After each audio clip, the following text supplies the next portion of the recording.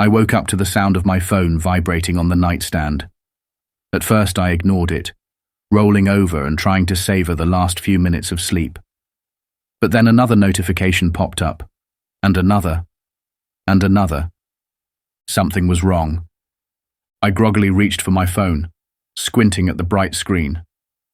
My stomach dropped. HOA violation. Notice. Again? I swiped open the email. Dear homeowner, it read, in that formal, passive-aggressive tone only HOA letters could achieve. It has come to our attention that your driveway does not meet community aesthetic standards. Please be advised that corrective action is required. I stared at the words, dumbfounded. My driveway? What was wrong with my driveway? I threw on some clothes and stepped outside, bracing for whatever nonsense the HOA had cooked up this time. But as soon as I opened the door, I realized this wasn't just another fine. My driveway was completely blocked. Karen's SUV, a brand new, oversized luxury tank of a vehicle, was parked directly in front of it, leaving zero space for me to pull out. For a moment, I just stood there, stunned. I had seen petty power moves from Karen before, but this was a whole new level. I marched toward the street, heart pounding, trying to make sense of the situation. Maybe she had just stopped for a second. Maybe there was an emergency. Maybe... Karen was standing nearby, arms crossed, watching me with the kind of smug satisfaction only she could pull off. Morning, she said, tilting her head, voice dripping with fake sweetness. I forced myself to stay calm. Your car is blocking my driveway. She didn't even blink. Oh, I know, she said.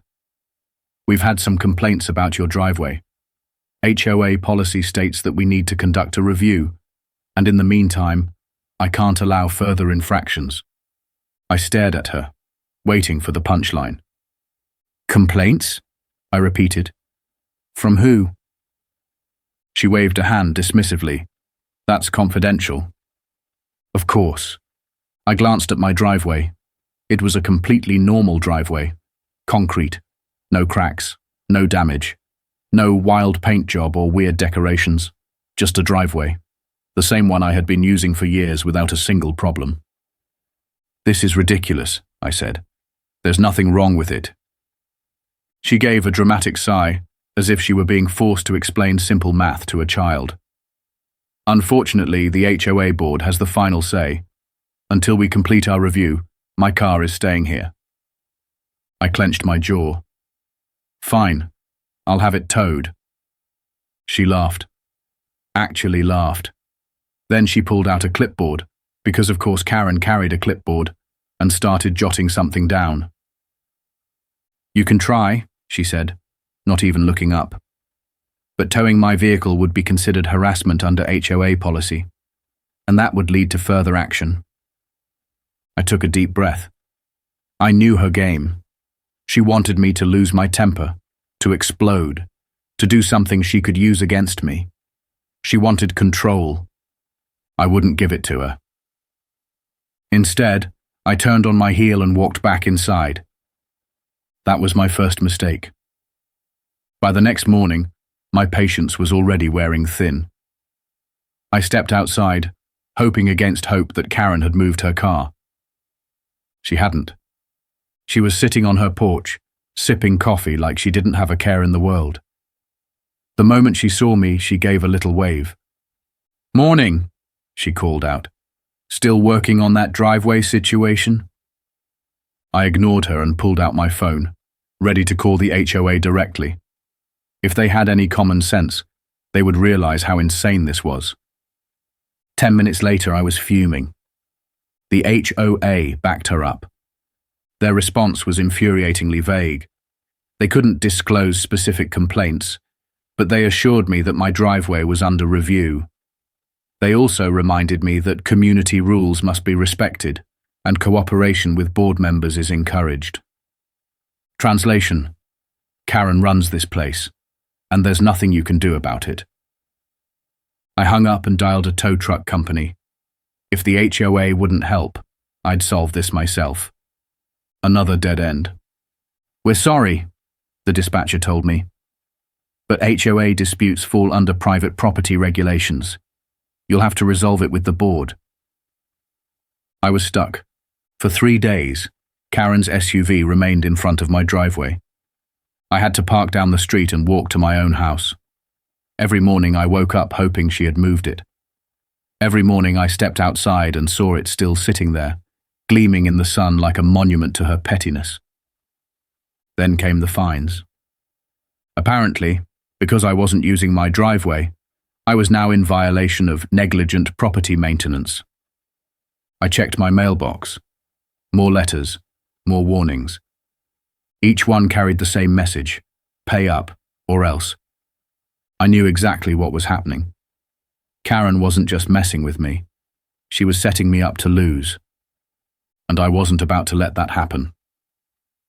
That night I stayed up late, poring over the HOA rulebook, searching for anything that could help me. Hours passed. Page after page of pointless regulations, all designed to give the board as much power as possible. And then, buried deep in the legal jargon, I found it. A single paragraph. Security modifications to private property are permitted as long as they are temporary and do not interfere with community access. My heart pounded. No permanent gates, no walls, but temporary barriers? Those were allowed. I grabbed my laptop and started digging into local zoning laws. I double-checked. Triple-checked. Called a lawyer friend just to be safe. It was airtight. Karen had backed me into a corner, but I had just found my way out. The next morning, I rented an excavator. If she wanted to block my driveway, I would make sure she never parked there again. I stood in the middle of my driveway, staring at the spot where Karen's SUV had been just hours ago. The tow truck had finally come. Not to move her car, but to haul away a different one. Heron, but not because I had it towed, because she had no way to get it out. I had spent all night making sure of that. It had started with a simple idea. If Karen wanted to play by the rules, fine. I'd beat her at her own game. So I took my discovery, the security modification loophole, and turned it into a plan. Not just a barrier, not just a fence, a full-blown moat. I spent the next morning making calls, looking up rentals, and finding a crew crazy enough to help me. By noon, an excavator rumbled onto my property, the driver giving me a long, skeptical look. "You want to dig what?" "A trench," I said, "around my driveway." He scratched his head, clearly trying to decide if I was serious. "You mean like a drainage thing?" "Number A trench, 4 feet deep at least, maybe more. Wide enough that no car can cross it." He let out a low whistle. "Well, that's a new one." I pulled out my phone and showed him the section of the HOA rulebook I had bookmarked. "Totally legal." He laughed. "Well, in that case, let's dig a hole." It took all day. By the time the sun was setting, my driveway was completely surrounded by a 4-foot deep moat of dirt and gravel, wide enough that even a lifted truck couldn't get across. A few neighbors stopped to watch, whispering amongst themselves. Some of them smirked. Others just shook their heads and walked away. Karen, she hadn't come outside yet. She was going to lose her mind when she saw this, and I couldn't wait. The next morning, I was up before dawn, sitting on my porch with a cup of coffee, waiting. It didn't take long. The moment Karen stepped outside and saw what had happened, I heard her scream. A shriek of pure, unfiltered rage. I watched as she stormed toward my property, stopping at the edge of the trench. Her precious SUV sat on the other side, completely trapped. She turned to me, eyes blazing. "What the hell is this?" I took a slow sip of my coffee. "Oh, just a security modification." Her jaw clenched so tight I thought she might crack a tooth. "You can't just dig a hole around my car." "Sure I can." I pulled out my phone, scrolling to the rulebook screenshot. HOA regulations state that security barriers are permitted as long as they're temporary. This is temporary. She made a strangled sound, shaking with fury. You're insane. I shrugged. Says the woman who illegally blocked my driveway for a week. Her mouth opened, then closed, then opened again. She had no comeback, because for the first time ever, I had beaten her at her own game. But I wasn't done yet. Not even close. Because if Karen thought this was the worst of it, she had no idea what was coming next. Later that day, I drove to a hardware store and bought exactly what I needed. Wood, metal brackets, heavy-duty hinges. By the time I got home, I had blueprints sketched out on my kitchen table. Not just a trench, a drawbridge. I wanted complete control over my driveway. No more relying on the HOA. No more dealing with Karen's nonsense. I spent hours researching the best way to build one. It didn't need to be fancy, just strong enough to support a car and have a simple pulley system so I could raise and lower it whenever I wanted. For the next few days, I worked non-stop. Neighbors walked by, slowing down when they saw what I was doing. Some of them even stopped to chat. That's a drawbridge, one of them said, eyebrows raised. Yep. They stared at it for a moment, then grinned. Good. Not everyone in the neighborhood liked Karen. In fact, most people hated her. They just didn't have the guts to stand up to her. But I did, and I was going to make sure she never forgot it. The day I finished the drawbridge, I stood back and admired my work. It wasn't just a barrier anymore. It was a statement. A sturdy, heavy-duty wooden platform, reinforced with steel brackets. A simple pulley system, strong enough that I could lift and lower it with ease. My driveway was now completely inaccessible unless I wanted it to be. Karen? She had no idea yet, but she was about to find out. The next morning, she came storming over like a woman possessed.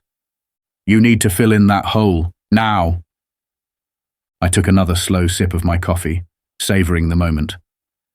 Oh, you mean the trench? Sorry, can't do that. Her hands balled into fists. This is harassment. I will have you removed from the HOA. I raised an eyebrow. Karen, I think you're confused. This is my property. She pointed a shaking finger at me. You can't just install a medieval fortress in the middle of the neighborhood. Sure I can, I said, grinning. And if you think this is bad, just wait. I have more improvements coming. For the first time, Karen hesitated. What kind of improvements? I turned, walked to the drawbridge and grabbed the rope. Then I pulled. With a deep creak, the bridge lifted off the ground, rising into the air until it was fully upright, leaving my driveway completely sealed off. Karen's face was priceless. She looked like she was about to explode. I smiled. Have a nice day, Karen. And with that, I walked back inside, letting the drawbridge stay exactly where it was. She couldn't do a thing about it, but she sure as hell was going to try. It started with an email, then another, then a formal notice, hand-delivered to my mailbox. The HOA was demanding an emergency meeting regarding my unauthorized modifications. Karen had officially gone nuclear. I wasn't surprised. Ever since I had installed the drawbridge, she had been spiraling. Every day, she stormed past my property, glaring at it like she was expecting it to vanish if she stared hard enough. Every morning, I raised the drawbridge just to remind her that I wasn't playing her games anymore. And every single time, her face turned a darker shade of red.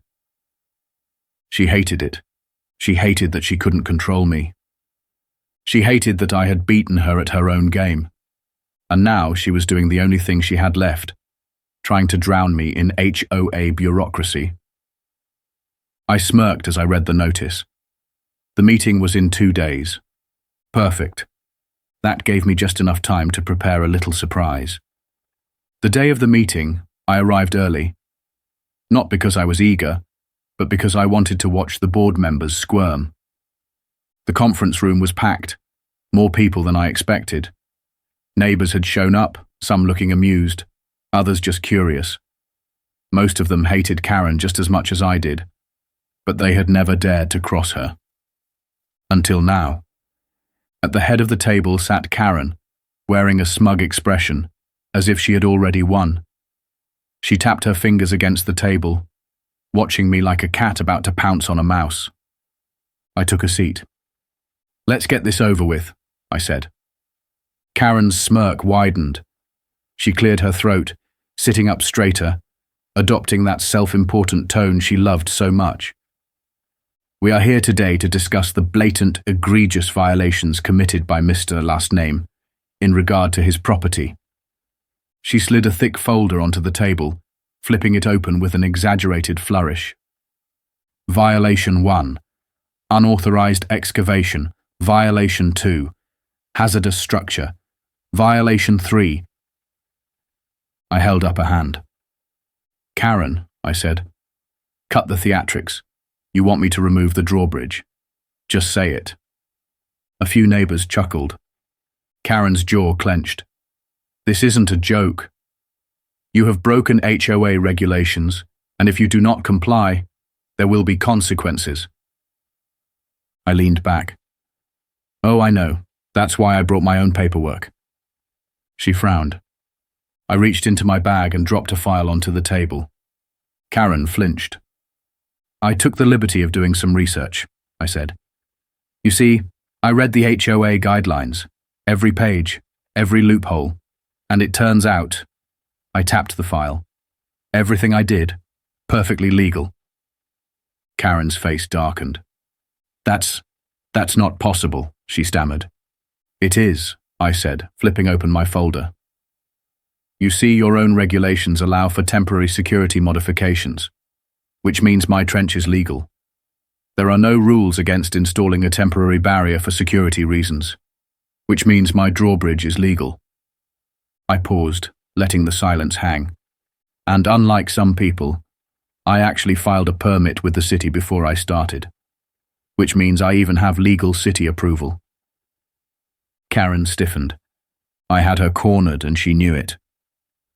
The other board members shuffled uncomfortably, flipping through the documents I had provided. One of them, a woman who had clearly been on Karen's leash for years, looked over at her, hesitant.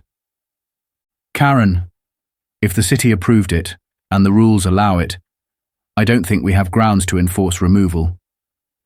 Karen's eye twitched. "No," she snapped. "That's ridiculous. He's making a mockery of the neighborhood. We can't allow this." The woman hesitated. "Well, technically, we can." Karen turned red. "This isn't about rules," she exploded. "This is about community standards, about keeping this neighborhood respectable."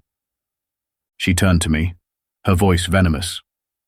"You're ruining this place, turning it into some circus. Do you really think people want to live next to a drawbridge?" A voice from the back of the room spoke up. "Actually..." Karen's head snapped around. It was my next-door neighbor, an older guy, quiet, never got involved in anything. He folded his arms, giving her a level stare. "I think it's pretty damn funny." A ripple of laughter spread through the room. Karen looked around, realizing too late that she had lost the room. One by one, people started agreeing with me. Some of them had their own grudges against Karen. She had been issuing fines and complaints for years, using the HOA as her personal tool of control. Now, she had pushed too far. The board members exchanged uneasy glances. One of them sighed and looked at me. "As far as we can tell, there's no actual violation here." He turned to Karen. "If you don't have anything else to present." Karen was fuming. I had won. But she wasn't done fighting yet. That night, I woke up to a loud crash. My heart pounded as I jumped out of bed, grabbing my phone. I rushed to the window, scanning my property. At first, I didn't see anything. Then I turned on the security cameras. My stomach dropped. There, in the glow of the floodlights, stood Karen, wearing all black, holding bolt cutters. She had climbed into my trench and was cutting the ropes to my drawbridge. I couldn't believe it. For a second, I just stared at the screen, trying to process what I was seeing. This was beyond HOA pettiness. This was full-on criminal damage. And she didn't even realize I was watching. I didn't hesitate. I grabbed my phone and dialed 911. By the time the police arrived, Karen was still there, wrestling with the mechanism, muttering under her breath. When the flashing red and blue lights flooded the street, she froze. It was over. The cops stepped out of the car. Karen turned, hands raised, trying to explain her way out of it. He's the real problem here. She pointed at my house. The officer sighed. Ma'am, put the cutters down. Karen hesitated. Ma'am. She dropped them. The officers looked at me. You got security footage? I grinned. Oh yeah. I handed them my phone, letting them watch as Karen broke onto my property and vandalized my drawbridge. She was arrested on the spot. As they loaded her into the squad car, she turned toward me, eyes filled with pure hatred. You think this is over? She hissed. I smiled. I know it is.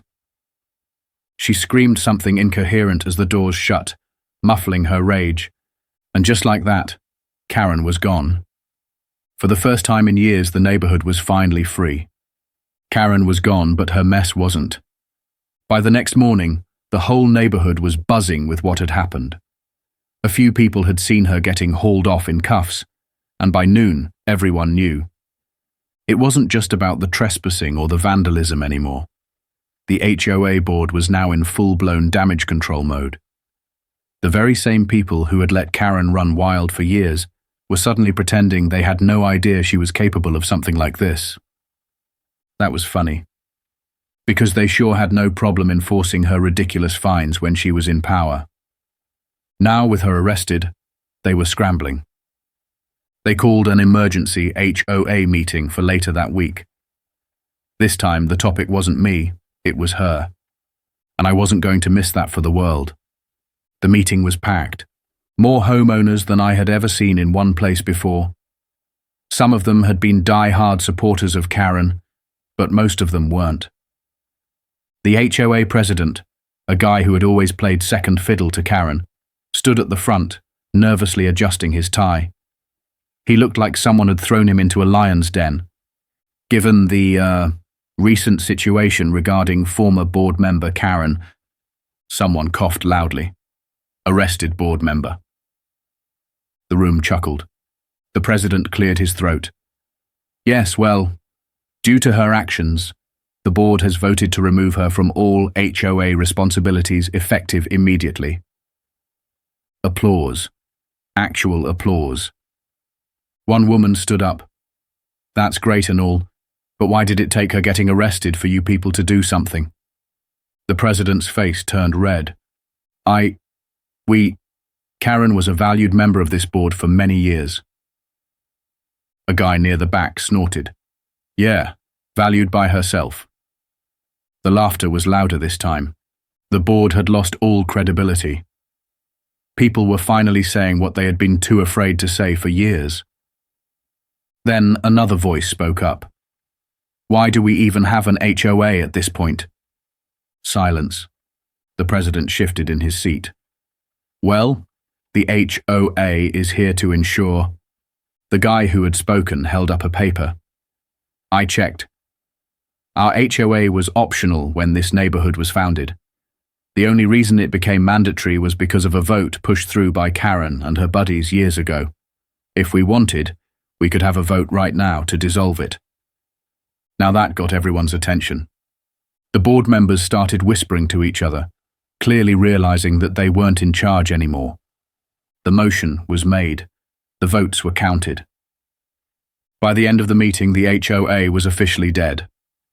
The next few weeks were peaceful in a way I hadn't felt in years. No more random fines, no more notices in my mailbox, no more threats about violations that didn't actually exist. The neighborhood felt lighter. And Karen, she was dealing with legal problems of her own. After her arrest, the city started digging into her finances, and what they found wasn't pretty. Turns out she hadn't just been abusing her HOA power, she had also been helping herself to HOA funds. Thousands of dollars were unaccounted for.